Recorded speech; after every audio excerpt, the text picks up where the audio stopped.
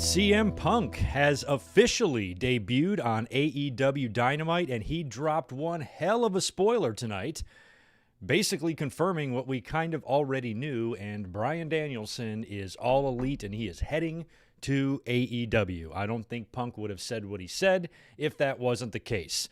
So that just gives us more excitement to think about. So awesome stuff. Going to talk about the Punk promo. He is now officially off and running in AEW. The match with Darby Allin at All Out is official, and we're going to kind of talk up the card a little bit as we go through here. But first, I want to get y'all's feedback on this show. I have to be perfectly honest, AEW rarely disappoints me, and I wouldn't really classify tonight's show as a bad show, but kind of head-scratching in a couple of ways. And I think, aside from Punk, this wasn't one of the strongest Dynamites. So give me your grades in the chat there. 1 through 10, A, B, C, or D. What kind of grade would you give the show tonight? Because one criticism I think I will have of the show this evening is I think when you're coming off a historical show like you had on Friday, something that drew a really positive rating, really good rating, showed that CM Punk really can make a difference in these ratings, and was the talk of the town and the talk of the weekend, even despite SummerSlam and everything going on there. It's pretty much your biggest show, your biggest moment that your company's ever had in its 2-year existence. If I'm booking things in AEW, my follow-up show, I'd be booking pretty strong. My follow-up show, I would be featuring basically my best talent. Now, not that there's anything wrong with the talent they featured here tonight at all, but when it comes to a Dynamite like this, when you might have a few more people tuning in than normal now that CM Punk is back and he is advertised for tonight's show, I would want to put my best foot forward. I would want to say, okay, we might have some new eyeballs. Some people that haven't really given AEW a chance yet might be tuning in tonight. Let's give them some balls to the wall action here. Like last week, I thought was a great show. Those first 2 matches they opened up with were phenomenal. Tonight's matches they just fell a little bit flat at times. And I think part of the blame goes to the crowd. Milwaukee was not as hot as I was hoping they would be, but also some of the blame goes on the booking and the talent. The women's match was hard to watch. Wasn't pretty. Yikes. A few botches there, and I don't know if I would have really gone with the main event that they went with tonight, coming off a show as big as that was. So that's just my critique, my own personal opinion. Not even saying that I'm right. It's just I think I would have stacked tonight's show to be a little bit more, top talent heavy, just so some of these new eyeballs can see the best of the best of what you got. And I don't think they really gave us that tonight. I think, they kind of made a mistake that WWE tends to do when they have big things planned, big moments or earth-shattering shit going on. They tend to forget about everything else. And sometimes they can make a whole show suck and then just count on, maybe like some would argue at SummerSlam, having Brock come out at the end, that would kind of like make up for it all, where they don't put a whole lot of, thought into the, into the undercard and stuff. And so here, I just feel like I would have been having, Christian and Kenny in the ring. Mox was in the ring tonight. Darby was in the ring. I probably would have had a Miro match or a TNT title match tonight for sure. And maybe just add a little bit more action and, a little bit better, maybe in-ring wrestling with some of your top tier or higher tier talent than what you had here. Nothing against, Red Velvet, nothing against the Varsity Blondes, anything like that. It's just I might be featuring some different players tonight and then maybe, phase back into, a card like this, in the upcoming weeks. But you should be riding that wave for right now. And I would have continued that if I'm in any sort of decision-making capacity in AEW. But I'm not. I'm just a bald-headed bastard on YouTube. So what the fuck do I know? But I'm going to read some of y'all's comments here on the show in terms of your grades. B-, A-, B. You guys are all giving it solid grades. Maybe you're giving it higher than me. Maybe I'm being unfair to the show. Like I said, I don't think that anything was necessarily bad. It's just I would have just probably featured some different people. That's all. And the crowd reaction on a few things wasn't maybe, I guess, as strong as I was hoping it would be. The CM Punk promo was very good. And like I said earlier at the top of the show here, he dropped one hell of a bombshell on us, basically confirming that Daniel Bryan is going to be heading to AEW. He was doing his promo and the fans started chanting yes. And he goes, that's not really my shtick, or that's somebody else's shtick, but you might have to be a little more patient or something like that. I forgot what the exact verbiage was, but basically told fans to be patient. It's coming. And I think Arthur Ashe could probably be a good spot for that. I think I'm holding him off of All Out, if I'm being honest. I think All Out, as we're going to run through here later on, I don't know if I have the full card right, but I have 8 matches written down right now. I might be missing 1 or 2, but it's looking pretty good. And you got that show coming up on the 22nd in New York, and that's going to be a big crowd, very similar to the United Center crowd. And CM Punk was such a big part of that. I think Bryan Danielson, I should say, should be the focal point of that Arthur Ashe show. And how cool would that be, you know, for Punk and Bryan both to debut on the 2 biggest AEW shows, Rampage and Dynamite, instead of a pay-per-view, you know, can make for an awesome fucking moment. So go ahead and get that final countdown music queued up and be ready to rock and roll on September 22nd. So I don't know if CM Punk's going to get any heat for that. It was definitely an ad-lib moment because he was just responding to the audience. Unless he had this one, you know, teed up and ready to go, you know, just ready to deliver this line. If he ever heard those yes chants, I don't know. But the funny thing is on social media the last couple of days, for some reason, spoilers have been highly debated and people are mad at dirt sheets now for some reason because they post spoilers, and there's a lot of talk about NXT going back to a taped environment, and none of this shit bothers me whatsoever. There's never been a time in wrestling history, especially internet age, where some wrestling hasn't been taped, and NXT back in its best days ever was taped. Spoilers were available if you wanted them. I don't know what the fucking big deal is. So the fact that Punk dropped a spoiler tonight, I'm wondering if there's going to be like actually negative backlash towards him. I can't believe he did that. You know, we already knew. I mean, Tony Khan, for, you know, the most part, didn't really spoil us, but he was saying more than once that you guys know what to expect, you know? So we already knew. It's not like we didn't know. And if anything, I think the CM Punk saying that makes it even more exciting because now that gives us confirmation. I was watching on the WWE Network just last night. I checked out the WrestleMania 24s, the night 1 and night 2s. Those are always really good. And I thought this year, the last 2 years have been very awkward and different. And this past year was no exception, even though it was their first show back. They had the rain, they had the storm, all that shit. But, you know, Daniel Bryan was in the main event. And he's going to be, like I said earlier, Daniel Bryan is going to be the first person in history, to the best of my knowledge, first person in history to main event of a WrestleMania and work for another wrestling promotion in the same year. That's fucking crazy. Nobody's ever done it. Nobody's, you know, not in the same year. So when he comes in, man, they're going to really, they're going to have some strength, you know, with those two guys. So that's, you know, that's super exciting. But Bryan's going to be the first dude, you know, to kind of cross over and do that. And that's going to be super interesting. So I think Arthur Ashe is going to be the spot there. And if Punk wanted to spoil it and just kind of give us all a little bit extra enthusiasm leading up to that, I see no harm in it. And All Out can still go off without a hitch. Great matches, great show. And then we move on just a couple of weeks later, and it's going to be Daniel Bryan time or Bryan Danielson time. So who knows what he's going to wind up doing there, who he's going to feud with first, what his alliances are going to be, if he's going to have any association with CM Punk at all. I think that would be cool if they did, you know, have a match or have a tag team match or something like that.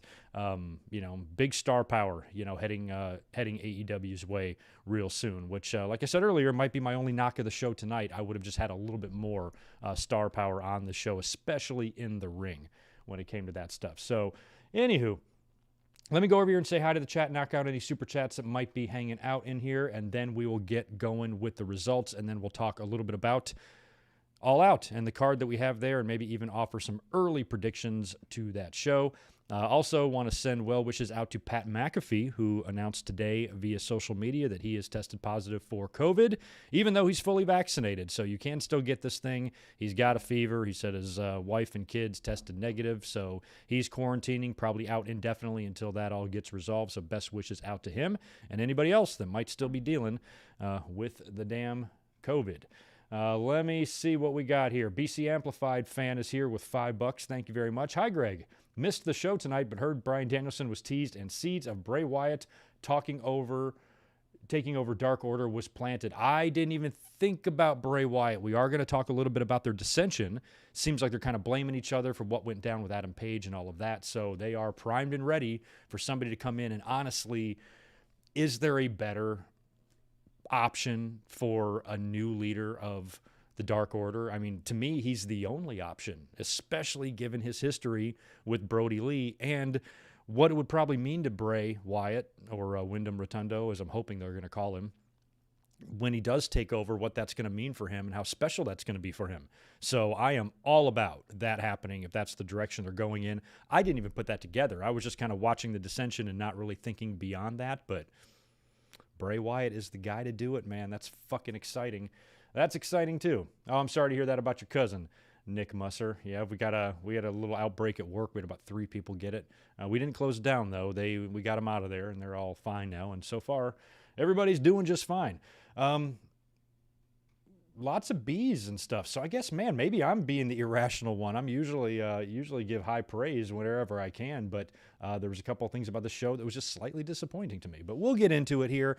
Do me a favor, smash that thumbs up button for me if you don't mind. Likes have been pretty down on the channel statistically in the last few months, so would like to get those back up to normal. Not sure what's going on, but please like the video and create 35 accounts and like it on all of those too. Thank you very much.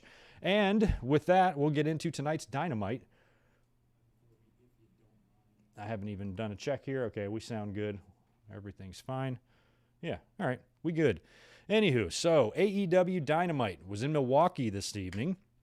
And like I said, the Milwaukee crowd just wasn't as jacked, as crowds recently have been. Maybe that's just because it was a crazy weekend. We had Rampage on Friday. We had SummerSlam. I was at SummerSlam. I was even at Monday Night Raw on Monday here in San Diego, and the San Diego crowd brought it. I mean, it wasn't a spectacular episode of Raw by any stretch of the imagination, but the crowd was into it the whole time. We brought it in my city.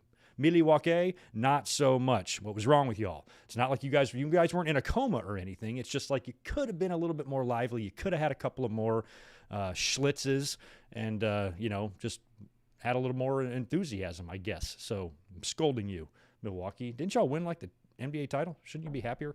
Anywho. Opened up with Orange Cassidy taking on Matt Hardy. Really early on in this match, Orange Cassidy hits Matt Hardy with a high cross body, and I didn't really even see it, but he busted Matt Hardy's nose badly. I can't imagine how Matt Hardy's nose wasn't broken, because it was immediately just his face just covered in blood, bleeding badly. Still finished the match, taking bumps and everything, took a top rope bump, and Orange Cassidy hit Matt Hardy with a pretty impressive-looking swanton, but did it with his hands in his pockets. Very scary there and very risky on your neck, but he hit it perfectly. Matt wound up fighting back, hits an elbow drop for a really close near fall, and then Cassidy hits a twist of fate on Hardy for a very super close near fall. And in the end, this pinning combination here got a little bit of criticism on social media. Cassidy kind of sits down. I guess it was a counter to something. He kind of just sat and squatted right on top of Matt Hardy's face and shoulders and pinned him with his hands in his pockets. So Cassidy got the win there, and let's just hope that Matt Hardy is okay, because that was a lot of blood. And the cameras in AEW, they don't really shy away from the blood. If anything, they zoom in on it. And Hardy looked in bad shape. But props to him. He's a tough bastard. And he's had some injuries since being in AEW. At the whatever the fuck that was, he fell off the big deal and landed on the concrete, got the concussion against Sammy Guevara. So he's had some injuries. Hopefully he's okay here, and he'll be all right. And maybe Sheamus can send him his face guard when he's done with it. After that, we get a Malachi Black promo where he's talking up his match with Brock Anderson later on tonight, and basically says that Brock Anderson is going to die. And he was nearly right. After that, we get Chris Jericho coming out. Jericho was advertised to come out here and address the fans. Of course, he lost last week in the main event. The 5 Labors of Jericho got tapped out by MJF. And basically is here to address his future. So we figured that this is going to lead to him either doing a retirement deal or maybe proposing another match with MJF, and that turned out to be the case. It's kind of what we speculated on last week. So he comes out, he acknowledges that he lost to MJF 3 times, and he says, a lot of fans think that shouldn't bother me because I'm Chris Jericho, but the reason it bothers me is because I'm Chris Jericho, and I just can't let it go. I've been going crazy. It's all I've been thinking about. I just want to beat MJF, beat MJF, beat MJF, and he's not going to give up on that quest. He's going to keep attacking MJF wherever he sees him. He will not rest until he is able to actually beat him, and he has a proposal. So here you go. We're going to get match number 4, I guess, between these guys. And he invites MJF out to listen to it. MJF no-shows, so he decides to propose that at All Out, MJF and Jericho face one more time, and if Jericho loses, if MJF beats Jericho again, then he will never wrestle again, and he will move on and retire to the commentary booth so he can scream in our ear every week full time. How exciting is that? So this is it. Jericho is saying that he's going to be done wrestling if he loses to Maxwell. And what do y'all think? Oh, by the way, I should say before we talk about that, MJF comes out to the stage, talks a little bit, kind of tells Jericho to leave him alone. Look, I'm done with you. I've whipped your ass for the past couple of months. I don't want to just have anything else to do with you. But it's kind of too good to pass up the fact that I can retire your ass. So eventually, after a little bit of chatter, MJF agrees. He's got a pretty cool shirt that says MJF 3 and Jerablow 0, I think, but his scarf is covering it. Very reminiscent to Jericho doing that to Goldberg so many years ago. So goes on and accepts the challenge. So now the match is official at All Out, Jericho, MJF. I don't see any other added stipulation to this other than the Jericho one. So this should be a straight up match. No moves are banned, and they can just go at it. And if Jericho loses, he will not wrestle again, and he'll go on to commentary. So what do you guys think this means? I mean, I don't really want to see Jericho beat MJF. I mean, if Jericho was going to put anyone over, or, you know, this is a very Jericho thing to do. Don't actually put the guy over. Put him over 4 fucking times. And even in a match, in a stipulation set up for you to finally get your win back, he still beats you. What a way to kind of ride off into the sunset. Now, I don't know if Jericho would really retire permanently and he would actually have his last match against MJF. Would be pretty cool, you know, to put over a guy like that that's going to be here for many years to come. Maxwell is in his mid-20s. Jericho is in his 50s.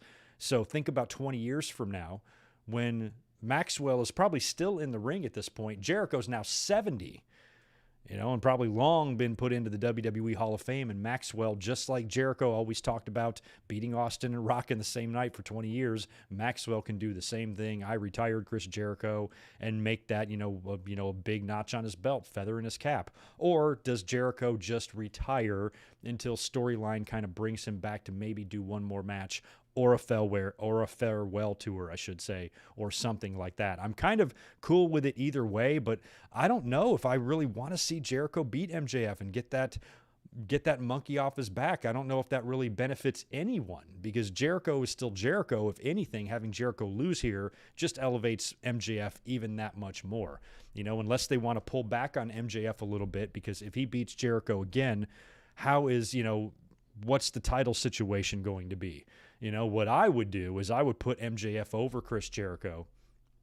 And then if we still get the Hangman and Kenny match at Arthur Ashe and Hangman wins the title, I'd almost put the belt over on MJF really close after that, and to have him beat Hangman, and then sometime early next year you get MJF and you get CM Punk, and that's your big title program for whatever, earlier on, and that's maybe when you pass the belt to Punk. I don't know. You also have Daniel Bryan there. There's a million different ways you could do it, but putting MJF over here seems like the best way in terms of all of the future options you will have if you put him over that strong, and everybody's been waiting to see the confrontation that will happen at some point on the microphone between CM Punk and MJF, and that's going to be epic. If you have a title belt or if you have championship involved in that as well, would only make it that much better. But who knows where these guys' storylines and directions are going to take them. There's going to be a lot of talent there and a lot of awesome potential matches and feuds over the next few months, and it's just all about how AEW manages and handles this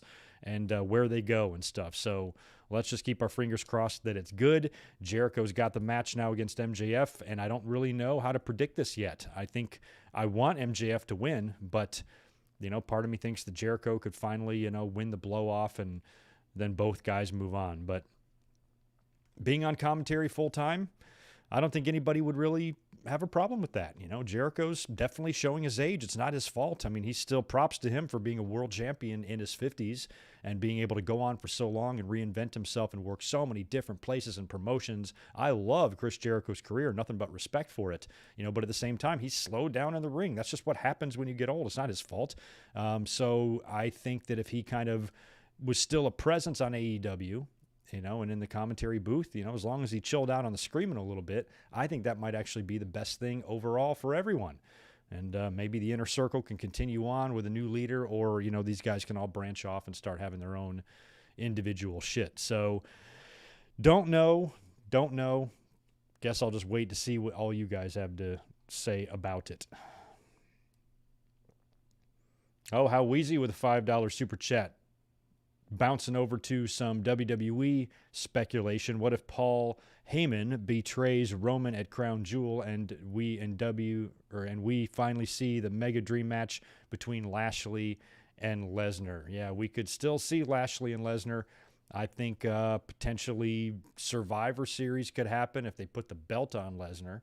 I don't know. Yeah, Heyman involved in that is going to be really interesting to watch, because I was curious all along where his alliance would be. It seemed pretty clear at SummerSlam, but that could change up as they go on and move forward with the storyline and whatnot. Oh yeah, Barry, I know better than anybody that retirements mean nothing. Some guys have retired like 65 times, and they're still in there wrestling. Never forget Roddy Piper's retirement at WrestleMania 3 against Adrian Adonis, and he was back 2 years later and would wrestle into the mid-2000s. Fucking crazy, man. Yeah, nobody ever retires. Yeah, we'll talk about Pete Dunne here later on. I'll get into a little bit of wrestling news as well, because Pete Dunne and Adam Cole are both winding up their contracts, and there was a little bit of Adam Cole news coming out today that we'll talk about here in just a little bit. But back to the Dynamites. After Jericho and MJF set up their match at All Out, we get the Tag Team Eliminator semifinal between Varsity Blondes and Lucha Bros. Now, the winner of this will face Jungle Boy and Luchasaurus on Rampage on Friday, and the winner of that match will get the cage match for the titles against the Young Bucks at All Out. So this wasn't a very great match, didn't last very long. Lucha Bros won, thank God, with their kind of double package pile driver thing. I think they put down Garrison with that, but I actually couldn't tell if it was Garrison, or wasn't paying attention, I should say, if it was Garrison or Brian Pillman. But Lucha Bros move on, and they got a big match now on Friday. And I don't know how I feel about it, or who I really want to win. I think that if the Lucha Brothers or Lucha Bros won on Friday, if you put them in the ring with the Bucks, not that a cage match wouldn't be good, I'm sure it would, it'd be awesome, but I also think you're confining two teams that like to do a lot of extra shit outside of the ring. So you're really kind of handcuffing them in a lot of ways. They'll get creative as hell and still make it one of the best tag team cage matches we've ever seen, I'm sure. But I almost just would prefer the cage not be there if it's going to be those two teams. But if it's Jungle and Luchasaurus, I don't know, man. You put the belts on them now, and I probably wouldn't. So at this point, I'm just having Bucks retain and just wait and set them up for a big title loss, against somebody. Maybe FTR. They had a little promo on the show as well. I guess it's Cash who's got the arm injury. He's still recovering from that, and they're a little bit uncertain of their future. But, maybe they can come back and take the titles off the Bucks. We'll have to wait and see. But at this point, I want the Bucks, and it just how obnoxious they are, and their fucking outfits and their shoes and their personas and stuff. I'm kind of waiting and just making sure that when these two douchebags lose the title, it's a glorious moment. And if it happened at All Out against either one of these teams, it just doesn't feel like anything that was building or they had coming to them, that sort of thing. I'd rather it be, another team that does it on another stage, on another moment, maybe a main event of Dynamite or a Rampage or something like that. That's where I'm doing it. So we will see. Pretty ugly match was up next between Jamie Hayter and Red Velvet. Jamie, of course, had Britt Baker and Rebel with her, and Red Velvet and her had kind of a stinker, a couple of really ugly botches there, including a standing moonsault by Red Velvet that completely missed. How do you miss completely a standing moonsault? Like, with not even part of your body hits your opponent. She completely overshot it and just landed, and she, luckily for her, she sold it, and Hayter didn't sell it. So what would have been worse is if she would have completely missed like that and Hayter still sold it like she got hit. But at least Red Velvet owned up to the botch and, kind of stayed down for a minute as if, she fucked up her standing moonsault. So it wasn't very good. In the end, Jamie Hayter got the win. And, don't go back and watch that match if you have the chance. Then we cut backstage to the Dark Order, We've got some dissension in the Dark Order, of course. They're kind of blaming each other for the Adam Page situation and everything going on there, and Evil Uno, and I think it's Reynolds. They're kind of getting at each other a little bit, and somebody pointed out that they were kind of teasing here that this feels like this could be a perfect setup for the inevitable debut of Bray Wyatt, who could come in and take over and be the new leader of the Dark Order, and I am all for that. I would be so happy to see that happen, because what better guy to do it? You know, we've talked about a potential successor to Brody Lee before. We thought about Aleister Black. We never thought that Bray Wyatt would be released, but now that he is, it's like, it's gotta be him. It's gotta be Bray Wyatt. He's perfect for that. I mean, and how cool would it be if Braun Strowman wound up coming into AEW? I think there's some reports that he might be heading back to WWE, but if he were to come in to AEW, you know, and do something with the Dark Order, that means the entire Wyatt family has been a part of the Dark Order, sort of, because Eric Rowan came in after Brody passed, right? And if you bring Strowman in and Wyatt, you could have kind of all of them there to do, you know, to add to the tribute of Brody Lee, that all of his Wyatt family members followed him there after he passed away, and, you know, and worked there. And if Bray Wyatt was the new leader, holy shit, man, I would love that. So we'll see whatever goes on here. I mean, Adam Page is still got to come back. He's taking time off, I think, because of the birth of his baby and that sort of thing. But hopefully he'll get back on TV quick and resume shit with Kenny. And we'll see what becomes of the Dark Order stuff. Colt Cabana was also there backstage with the group. And there's been a lot of speculation as to what the relationship with Colt Cabana and CM Punk is. Clearly, they have to coexist now. The reports about CM Punk's debut last Friday, they said that he was at the show all day. Props to the talent. I think they were all threatened. Hey, if you spoil anything, if you tweet anything, one thing, say anything about Punk being here or tweet a picture or anything, you're fired. Everybody kept it quiet. CM Punk was not hidden. He was talking to everybody throughout the day, and not one leaked tweet or picture or anything like that came out saying Punk is here. I think we all just knew he was, and the talent behaved themselves, which is which is awesome. So I think, you know, if they got back together and they made amends with each other, I would keep it quiet. Like, I wouldn't let the dirt sheets know. I wouldn't tell any of the websites or any of the journalists that are fishing around about it. I would just keep everybody in the dark, let all the fans speculate and wonder, you know, and then I would do an angle on TV where one of them's getting their ass kicked and the other one just comes out and saves them. And then you kind of get a stare down in the ring, and even the fans are like, holy shit, and you do kind of like a hug and embrace like Randy Savage and Elizabeth at WrestleMania 7. I think the fans would pop their balls off for something like that. You know, so I'm hoping that these two guys are, you know, at least cool with each other, because like I was saying earlier about Friday, you know, Punk was mingling, Punk was in catering, Punk was around doing shit, talking to everybody. I don't know if they keep these guys separated. I mean, you would have to think that a conversation would have had to have taken place, you know, that AEW would want to make sure that that's a situation that's under control before paying CM Punk a bunch of money. Had a conversation with Colt, had a conversation with Cabana. Maybe the two of them just touched, you know, got in touch with each other and smoothed everything out. But, you know, it seemed like it was a pretty ugly ending to their friendship. And there was a court involved, and there was lawyers and legal shit and all of that. So I just hope that, you know, maybe once Punk was approached and he saw how much money, you know, money talks. So, you know, you can reconcile with anybody. He's like, hey, you know, I'm going to have to call Colt and, you know, try to coexist with him here. So whatever's going on there, I would really like to hope that they're friends again. And if they are, I'd do something on TV with them. Just something small kind of for the audience, you know, just to show, you know, maybe that they're back together. But it might just be a deal where they're not really friends again, but they've agreed to just be cordial, professional with each other, maybe even work together and not let any of their past get in the way of either one of their careers or their work in AEW, you know. And Cabana, you know, he's got a lot more to lose than CM Punk, because Cabana, you know, Punk's not going anywhere, you know, where Cabana probably is going to have to, you know, get along and stuff. So, you know, because I'm sure if it came down to a choice between the two, I'm sure we all know what would happen. So I just hope that everything's cool there, and it makes you wonder, you know, what's going on there. But in terms of the Dark Order, Bray Wyatt, I'm loving that idea. Love it. Anyway, after that, we come to the top of the first hour now, and we've got CM Punk being interviewed by Tony Schiavone. Tony Schiavone earlier this week had revealed that he was actually originally planned to interview CM Punk on Friday, but after they talked about it for a little while, they decided that it was best if Punk went out alone.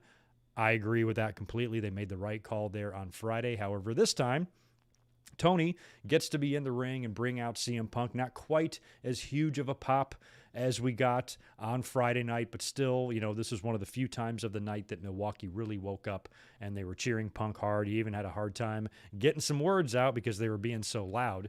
So he just kind of goes on to, reiterate a little bit of what he said on Friday, talk about all of the young talent, even name drops a couple of guys like Jungle Boy and others, and says that he's really excited and ready to work with them. But first, before he can get to those guys, he's got Darby Allin coming up at All Out. He puts Darby over, talks about Darby's recklessness and how that can kind of get him in trouble, and puts over their match at All Out. I'm really excited to see that. Like I said a few weeks ago when that match was rumored, there's no one better that I'd put Punk in the ring with first, because Punk's going to want his first in-ring match to be impressive. Darby's going to give him a good match. That's for 100%. And Darby's going to put him over and sell the fuck out of that GTS. You know it. So I'm excited for the match. So he kind of addresses Darby, talks about that situation, and talks about the fans and the AEW audience, and says that he doesn't have to be the voice of the voiceless anymore because the fans have a voice and people actually listen backstage. And at this time, the fans kind of start chanting, yes, yes, yes. At which time he kind of says, look, that's not really my shtick, but if you want to hear that, you're just going to have to be a little bit more patient, or something to that effect, which, jaw to the floor. Confirmation, Daniel Bryan is all elite. I guess we should get used to saying Bryan Danielson by now. I think that's really exciting news, and it's kind of like what we already knew. Like I said earlier, we knew that Daniel Bryan's kind of coming in, and like I said, I watched the WWE Network 24 special on WrestleMania with the rain and the bullshit and all of that, and Daniel Bryan was featured, but he wasn't a focal point, even though he was in the main event, and one of the only guys to do that, to work in the main event, or the only guy to do that, work in the main event of WrestleMania and appear for another wrestling company in the same year. So CM Punk dropping that bombshell, it's like, oh, now we even have more reason to get excited. And I speculated earlier, hopefully CM Punk will not get any shit for dropping that spoiler, but it's also kind of a spoiler that we already knew. And I don't think CM Punk, what he said here, was any different than what Tony Khan said when he said on Friday that we know what to expect. Like, wink, wink, we know what's going on. So that was my favorite part of the entire show. CM Punk confirming what we've all been hoping, that Daniel Bryan and CM Punk are going to be wrestling in AEW, and that is fucking great.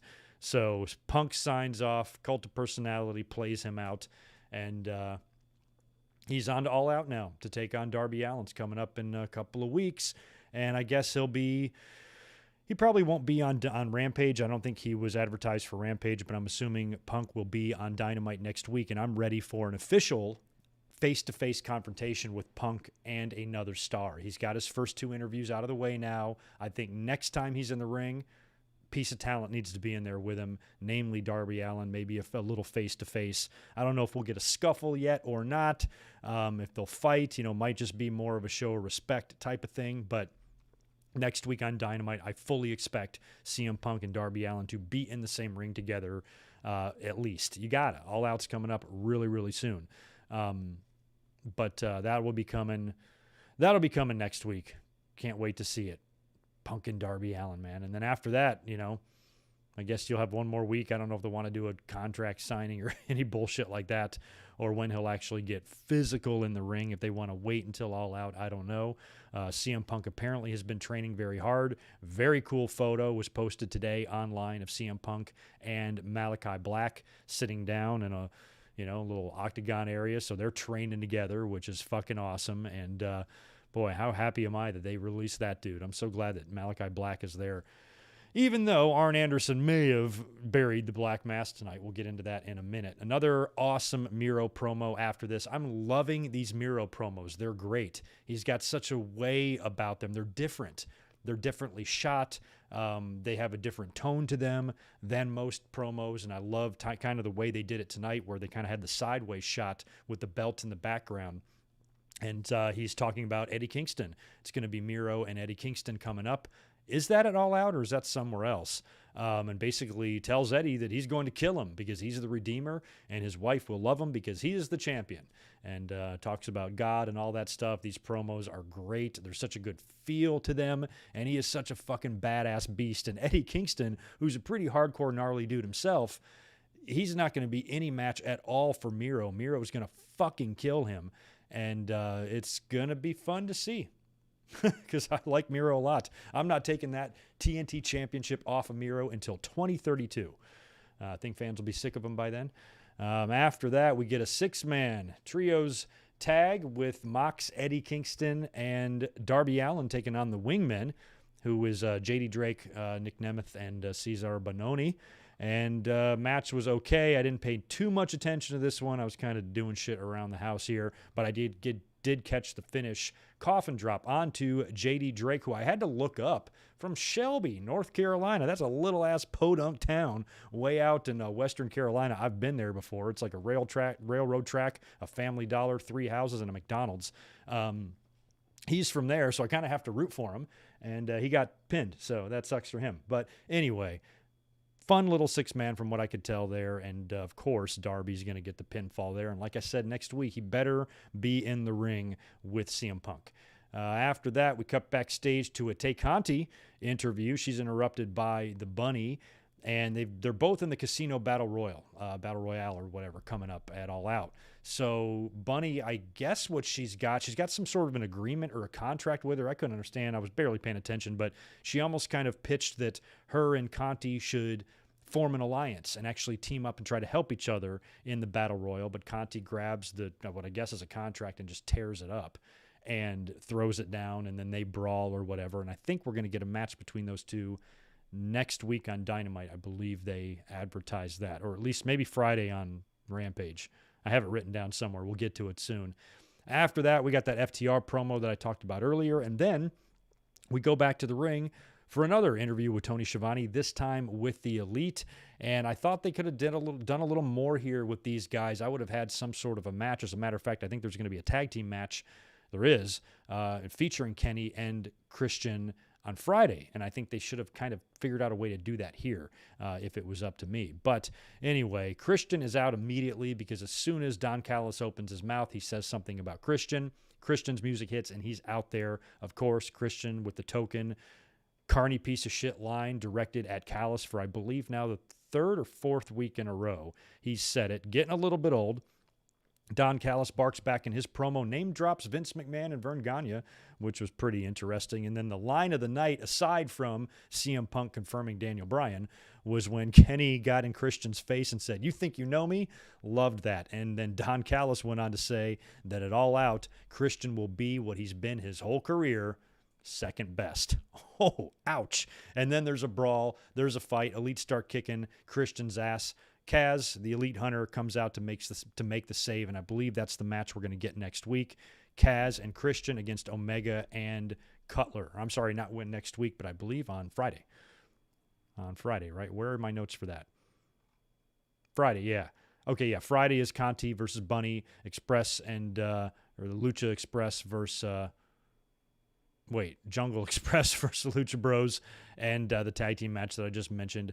Cage and Kaz and Brandon and Kenny will be Friday night. So anyway, that was the end of that promo. After that, we cut to a Moxley promo where he's talking up his match at All Out against Satoshi Kojima. So the fact that they're doing a little crossover here with New Japan is very cool. That match is going to be nuts. It's going to be fun to watch that in AEW ring, you know? That's just going to be cool. I can't wait to see that match. It's just going to be a fun little attraction on All Out. I'm excited to see it. We had the Gunn Boys, or the James family, or whatever Billy Gunn and his little offspring are called, taking on the Factory. The Guns win. QT got himself pinned after a little bit of distraction from Paul White, who was on commentary. And, of course, we're getting Paul White versus QT Marshall at All Out, and probably the only match that I see written down that I don't really care to see. But it's happening. What can I do about it? After that, Dan Lambert was back. We're backstage promo this time. He's joined by Scorpio Sky and Ethan Page. And of course, he talks up his tough guy shit and talks about how people are soft and weak and woke and insults AEW and all that. And he believes everybody should be tough and blah, blah, blah. So he continued on that shtick. Don't even know where that's leading. This guy is a wonderful heel because every time he opens up his mouth, I'm like, what a fucking dickbag. But whatever. I don't even really know where all of that shit is going. And like I said, they advertised it Rampage after that, leaving us with only the main event. Malachi Black, almost called him Alistair. Malachi Black taking on Brock Anderson. Now, earlier on, Arn was interviewed, and he reiterated what he said last week. He doesn't agree with his son's decision to go into this match. He thinks he's in over his head. He's had 6 total professional matches. Malachi Black's been wrestling for 2 decades. He is going to get killed out there, but he's stubborn, and he's got that Anderson blood running in him, and Arn can't really do anything about it except just go out there and support his son, which is what he's going to do. And Brock Anderson is going to be in your main event. Now, nothing against this kid. He's the son of Arn Anderson, so naturally I'm going to obviously root for him. However, this is not the main event I would have booked for this particular week. Next week would have been fine. Last week would have been fine. But riding the CM Punk wave, I'm booking something a little bit bigger than this, although I do like that it really heavily featured and put over Malachi Black up until kind of the end. So both guys make their entrance. Black has that really great long entrance with the head thing and all that. I love it. Looks very good. And the match is underway. And very early on, Brock actually does a double leg takedown on Black and rains some punches upon him until Black counters and rolls him off and is able to fight back. And very early on, Brock Anderson is busted open. And he's got some serious blood going down and his face really early. And it looked like it might have been Hardway. After a little bit of back and forth, Brock tries to mount an offensive, but it's a very one-sided match, and eventually Black nails him with the Black Mass for the win. And that's when Arn Anderson gets in the ring to kind of tend to his son. Black now is on the outside of the ring. He fetches a chair, and he is going into the ring to attack the Andersons. Now, Arn stands up, and Black, this is one of the only parts of the show I really disagreed with the most. And Black goes to hit him with the Black Mass, and Arn blocks it. Now, Arn's a tough bastard, don't get me wrong, but I don't think there was any way he should have really been able to block that. And I can't remember what happened. Malachi hit him with a chair after that. Eventually, he does go for the kick again. This time, he nails Arn with it. Arn goes down. Now he's laying side by side with his son, and that's when Lee Johnson comes out and kind of backs off Malachi Black a little bit. Now, that'll be a really fun match if they put that one on TV. Lee Johnson versus Malachi Black. I'd love to see that. So he kind of came out there to make the save. But the main event was odd. I'm glad that Malachi Black was featured in the main event of a Dynamite, and he was, put over as a killer and somebody you don't want to trifle with and whatnot. But I'm not sure if I would have blocked the kick. And, I probably would have had maybe just a different main event for tonight. I would have maybe put this match even earlier on in the card or something like that. And just done something a little different. A lot of great talent didn't work tonight, which was kind of odd. And I would have just put some better feet forward there. But anyway, I was worried after the match when Black went to attack Arn. There was still like a minute left in the show, maybe 2 minutes left in the show. And I'm like, God, don't tell me. I could see it coming. I was like, the lights are going to go out, of course. And then when they come back up, it's going to be Cody and he's going to be in the ring. But luckily he didn't come back. Lee Johnson did. I still think we're going to see Cody again. I still think Cody is going to have something to do with Malachi Black. Maybe when this match with Lee Johnson happens, we see that. I don't know. But I don't think we've seen the last of Cody. But when he does resurface and return, just please don't turn the lights off. I'm sick of that. So dumb. And let me know how his reality show is. Because I know you guys are TiVoing it and watching it. TiVoing it. Or DVRing it. And watching it over and over.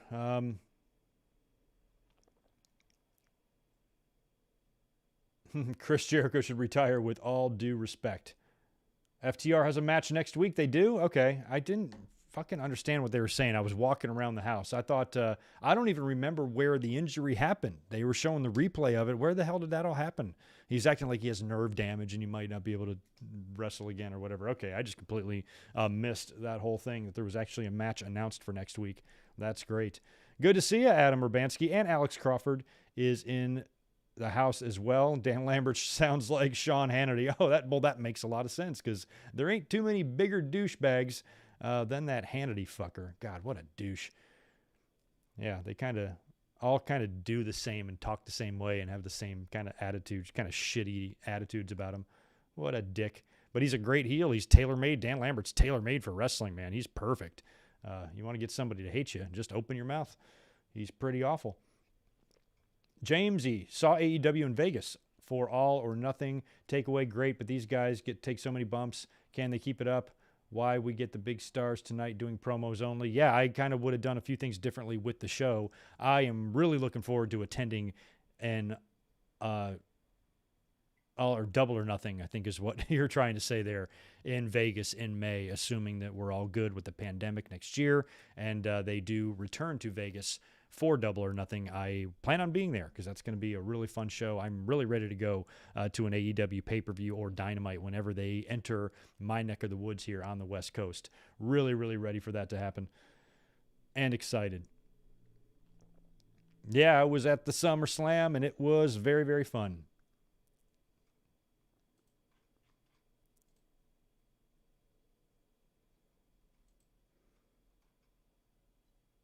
Okay, I caught all that up. I just want to make sure I didn't miss anything. All right, yeah, there's not a huge audience in here tonight, but let's roll through what we've got set now for All Out. The matches I have written down are only 8. I might be missing one, so you guys can help me if I did miss one here. Here's what we've got. I've got Big Show. I wrote down Big Show. Paul White versus QT Marshall. We've got Mox versus Kojima. We've got the Young Bucks taking on the winners of the Eliminator Tournament. Finals are Friday. Lucha Brothers versus the Jurassic Express. Winner of that faces Bucks in a cage at All Out. We've got Chris Jericho versus MJF with the stipulation added tonight that if Jericho loses, he will retire from in-ring competition and go to commentary full-time. So we will still see Jericho. Jericho will still be a part of the show. He will just not be in the ring. And like we talked about earlier, I'm putting MJF over in that situation. I mean, that will be pretty fun too if you put Jericho on commentary. Imagine when MJF sits in on commentary one week and the two of them start talking and MJF can give him shit. It might be fun. We also have Britt Baker defending the women's title against Chris Statlander, who I absolutely love. Just adore Statlander. Not sure if I'm ready for her to be champion or beating Britt Baker at this point, but I'm glad she's getting a title match on a pay-per-view, win, lose, or draw. That's great for Chris. Match that I'm really looking forward to. Could be a show stealer. I think the next 3 I'm going to talk about could all have show stealing potential. First one, Pac versus Andrade, whatever you want to call it. That one's going to be phenomenal. Of course, we've got Kenny Omega defending the AEW title against Christian. I think that one can be just as good as their first encounter for the Impact title. And of course, what will probably be the main event, I personally believe that it should, CM Punk versus Darby Allin. I think that's why Omega and Christian is a repeat. It's a match we already got in the main event of a TV show. Now they're running it back. There's no reason for that match to be in the main event. Yeah, you can argue it's the title, but it's a match we've already seen. There's a bigger attraction to be had, and I think the decision here is the right one. Hold off Omega and Page for something else and allow Punk to be the focal point of this show. And I think Punk and Darby Allin, could potentially have a history-making main event in terms of just how awesome it can be. I think back to a lot of Punk's matches that I've really enjoyed. The match he had with Brock Lesnar at SummerSlam in 2013 I thought was really fun. If they could do something like that, even though Darby, of course, is a vastly different type of opponent than Brock, something that kind of pulls out everything but the kitchen sink type of vibe to it for both of these guys, trying to take out the other, I think would be really fun. And it would be a great, great rub for Darby Allin. Don't forget about what this would do for him. It's not all about CM Punk. Darby Allin now gets to be in the main event of AEW's kind of biggest show. I mean, All Out is kind of their jam. That's sort of their WrestleMania. That's kind of where it all started with the All In stuff and, kind of went from there. So, Darby Allin being a part of that and having CM Punk's first match back in 7 years. That's a great spot for him. And if anything, I'm just like super happy for him. And he's going to take the L here, which is totally fine. He's going to come out 10 times bigger of a star, even with the loss, especially if the match is good, especially, knock on wood, if both guys stay injury-free and healthy and everything goes right. Punk's obviously training hard, and we might see some, kind of new shit in his arsenal, because don't forget, this is a guy that left and went to UFC. Even though he didn't do very well there, he still kind of trained to shoot-style fight, so he could incorporate a little bit more of that into his arsenal. We might see a new in-ring CM Punk, a new and improved in-ring CM Punk, a fresh CM Punk, and that's all really exciting to me. So we'll see what the veteran and the young buck can do at All Out. I'm really, really looking forward to that. It's going to be good shit. Right there in Chicago, too. Who do you think the crowd's going to be going for in that one? So there you go. That's your All Out card. Let me know if I missed a match in there somewhere. I might have, but that's all I kind of noticed tonight as they were talking. Punk does look to be in great shape. I believe he's 42 now, I think. Something like that. So, yeah, he looks to be all right. Chris Ludecki, thanks for the $5, man. If Daniel Bryan and Adam Cole both join AEW, I think some roster cuts at this point is unavoidable. Well, maybe not. It just depends on who's featured. I mean, they don't have a huge roster. It's not like they have an overflowing roster of talent. They've got Elevation. They've got Dark. People who are under full-time contracts. I don't think that they've grown to the point where they need to start cutting fat or shedding weight or anything like that quite yet. They might have to, let some people go, but I think at this point, it's not really about money. Anybody that they would let go isn't being paid a whole lot anyway, so it's not even like you could use a budget cut as a reason. I mean, how much, just think about some really lower level talent that you've only seen on Dynamite. How much do you think Marco Stunt is really getting paid? Is he getting paid $500,000? No, he's, probably getting a pretty low amount, compared to maybe some others. But adding big-time players, you can never have too many in my mind, and I'm loving the possibility of Adam Cole coming over to AEW. Apparently his contract is up on Friday. That's the chatter around the water coolers online and stuff like that. WWE has got him doing a kind of a Skype interview or some shit. I forgot. Him and Johnny Gargano are going to be part of a Mattel toy line thing. I can't even find it now. It's so old. But he's going to be doing that tomorrow. So he's basically making a WWE-related appearance. And I laughed when WWE tweeted that out. I'm like, oh, yeah, sure. Like, that's not going to get any funny responses. Here it is. This was from WWE 6 hours ago. We are joining forces with Mattel for product reveals on Amazon Live. Join Johnny Gargano and Adam Cole this Thursday at 3 p.m. Pacific time to see exciting WWE toys and new collector reveals. So Cole and Gargano are both going to be a part of that tomorrow at 3 o'clock. And, you knew what kind of shit they were going to get in the comments there. It's probably WWE letting fans know he's still ours all the way up until the end. We're going to make him do this appearance just to get, the fans thinking that he's re-signed. Maybe WWE feels like he's leaving and he's going to do one more thing for them. I don't know. But apparently as of today, he had not signed a new contract. I think he wants to let it completely run out before he makes whatever final decision he makes. But as we've talked about here on the channel, I don't want him to set foot on a main roster show. I don't want him to have anything to do with that. I don't trust it. I have every reason in the world not to trust it. I'm not making this shit up out of any sort of tribalism bullshit. He is not going to do well there. He's not. So no matter what Vince promises him, I just don't trust them, and they've just constantly disappointed us to the point where I'm sick of it. I don't want to risk anybody else. I don't want to risk, turning a talent that I really enjoy watching into a talent that's a fucking joke, because I've seen it happen too many times to me. Karrion Kross came out on Monday Night Raw dressed like Darth fucking Vader. So, I don't want to see, Adam Cole out there in a dominatrix outfit. I can't handle it. I can't do it. So I want him out of there. Run like the wind as fast as you can away from that fucking company and get over to AEW where the medium-sized guys play. You know what I mean? I just think he'd just do well there in the matches, having Cole there. Cole and Omega and Punk and Bryan. that ain't too shabby right there, with some of the in-ring talent they've got. And in a lot of ways, they kind of have, AEW came around and they really did kill NXT. The NXT is where, some of the wrestling fans who really appreciate the talent that's in AEW, that's what we were kind of focused on. We all love the takeovers, praised endlessly NXT and the work being done there, and a lot of the talent the WWE is bringing in, the Sami Zayns and the Kevin Owens and the Nakamuras and the Riddles. And, it was so awesome. And the Bobby Roodes, and when a new person would come in, somebody that has not been in WWE before, but wrestling fans still know who they are. I cannot believe that we used to have those takeovers where the lights would go up and the newest signee was in the front row, and the pop they would get. Keith Lee. I think of Keith Lee, Riddle, Rude. I'm trying to think who else, but there's been some great examples of that and how over all that shit was.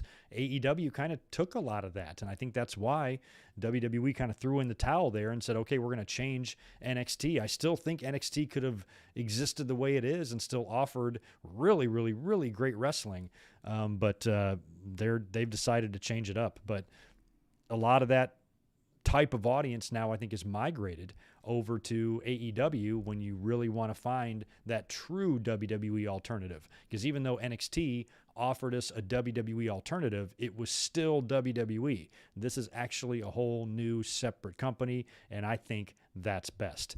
So it sucks that NXT was a casualty of this. I think if they wouldn't have fucked with it, kept it on the network, kept it an hour long or whatever, it could have maybe still gone on and survived. But them moving it to USA and going head-to-head with AEW kind of killed it. And it's a shame. But what can you do? I just hope that people from now on will have AEW as an option if you are in WWE and your contract is coming up and they're treating you like a fucking buffoon on TV, and you can just say, I'm out of here. There's now an option. This is very good news for wrestling, because what it also might do is WWE hopefully is going to start paying a little bit, they're going to have to start paying a little bit closer attention to their contract situations now, and they're going to have to make sure that the person whose contract is coming up, if they want that person to resign, they better hope that that person is not frustrated with all the dumb shit that's going on there. So maybe, in some ways this will help WWE treat talent a little bit better. Maybe Adam Cole could be the catalyst of all this, and he can finally be the first guy to come up from NXT, or not the first guy, but, somebody comes up from NXT that's an actual success, because there's a lot more failures than there are successes when it comes to NXT call-ups.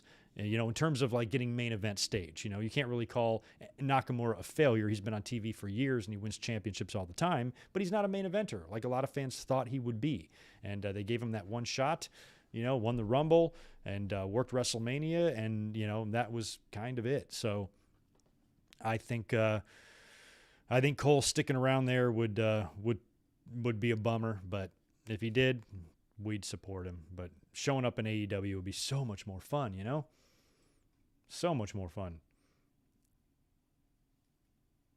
Yeah, I agree too. I mean, TNA, AEW is different than TNA. There's a much different vibe here. TNA definitely had its moments and had some great wrestling and exciting shit going on. But AEW just seems like they've been a little bit more stable and had their shit together ever since the beginning. Things were so jumbled with TNA. They started with that weird weekly pay-per-view deal. Then the TV deals they got were so shitty, and it was tough to find them, and they're moving around a lot. AEW is solid, and AEW being on the same network as WCW used to be is a big help, and it kind of gives you that feel. AEW feels like the new WCW. It's a shame that they don't have the licensing and the rights and the trademarks to all of that, because, we could have Nitros again and shit, but they really do feel,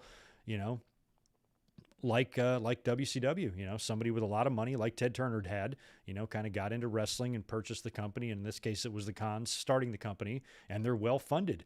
Vince has a lot of money, so do the Khans. As a matter of fact, I think the Khans have got more money than Vince. So if it really got down to, a spending battle, I think, they've found someone on equal footing. And I've been saying that for years. I've always said nobody's ever going to take down WWE, but if anybody ever wants to have a chance to legitimately compete with them, it's going to have to be Mark Cuban or somebody like that to get into the game and willing to spend a lot of money, especially up front, that he might not see returns on for many years to come. And they might be in the red while the company is growing for a while before the profits really start coming in. Somebody willing to do that. And, I think the Khans are willing to do that. So we've gotten what we've all wanted. We've gotten what we've needed. And professional wrestling has desperately missed a true competitor to WWE. And now we've got it. And that's nothing but positive.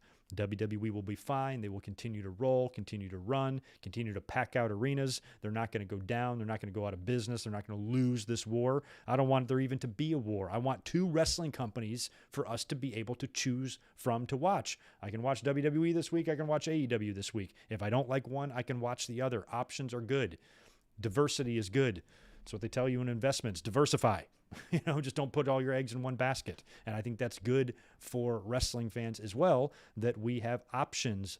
That's what I always had. When I was younger, when I was in my 20s, I had ECW, WWE, and WCW, and all of them were on fire. When I was a kid, I had NWA and WWF and AWA. WWF and NWA were on fire. AWA was kind of trailing off, but I had options. I had options in every stage of my life up until the last 20 years after the buyout. Then all we really had was TNA or New Japan, and it wasn't the same. TNA just did not bring to the table what AEW brings. TNA had stars. They had lots of great talent.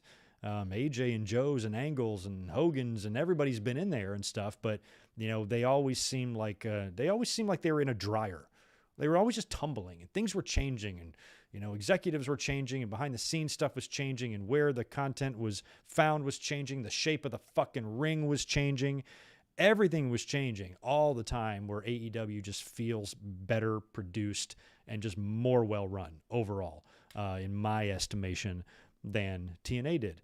And that's good. Did you guys catch I watched this today on their YouTube channel. They've basically got like a behind the scenes video of CM Punk's debut, basically the entire production truck, and the orchestration of how they shot that, and the director calling for the different cuts and all of this, and go here and go there and go there, and he's just into it, and you think about him compared to what Kevin Dunn is probably like with his shaky ass cameras. When The Miz turned on Morrison on Monday night, I think there was 24 camera cuts in like 13 seconds or something. It was insane.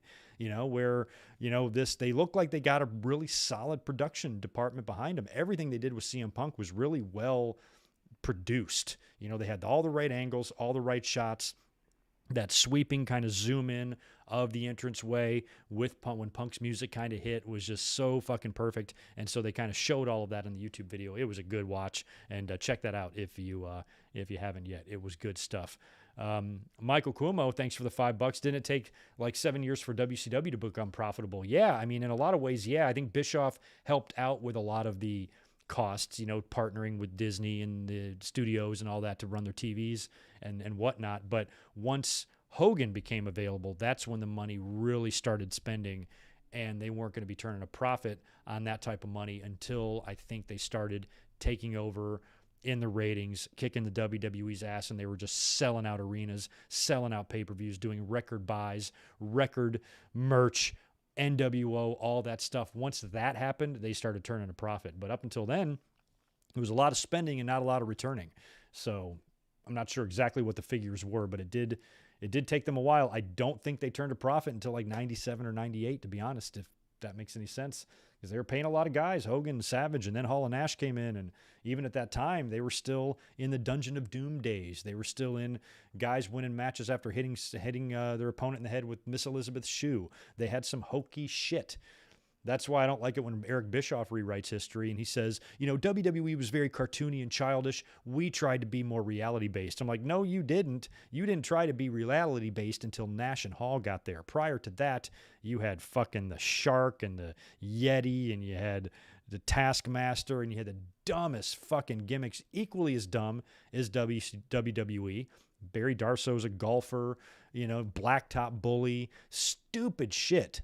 all over WCW TV. And Bischoff tries to act like they had the more mature audience. Bullshit.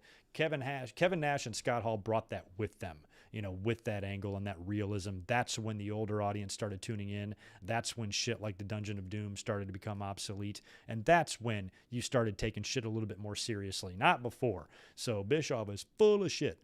But yeah, it was right around, it's all the NWO stuff. They just printed money with the NWO. Christopher Daniels, yeah, shout out to him too. Lots of great talent in the TNA.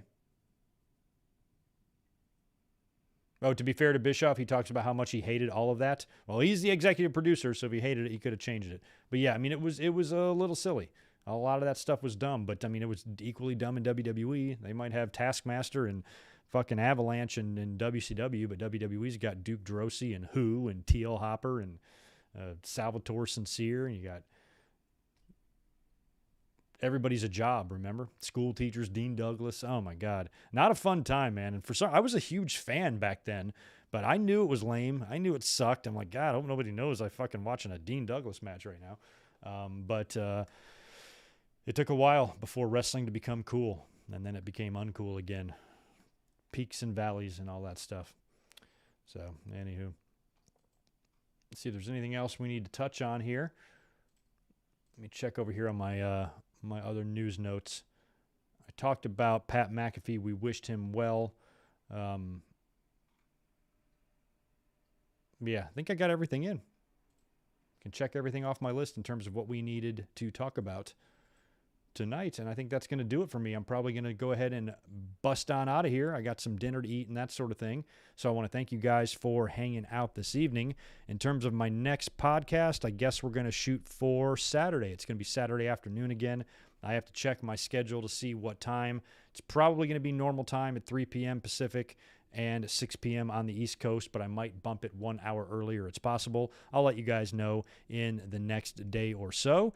In the meantime, make sure you are subscribed over here, and we have got to figure out what to do on Sunday. I'm going to be doing a watch-along Sunday night. Just got to figure out what show that is. I think I already kind of decided that, but we'll talk more about that on Saturday. So it should be a fun weekend. 3 days in a row of streaming, Saturday for the podcast, Sunday for the watch-along, and then Monday night after Raw for the Raw review. So you guys have a great rest of your Wednesday evening and a great rest of your week. Shoot me a follow over on Twitter while you're at it, and I will catch all y'all on Saturday. Take care.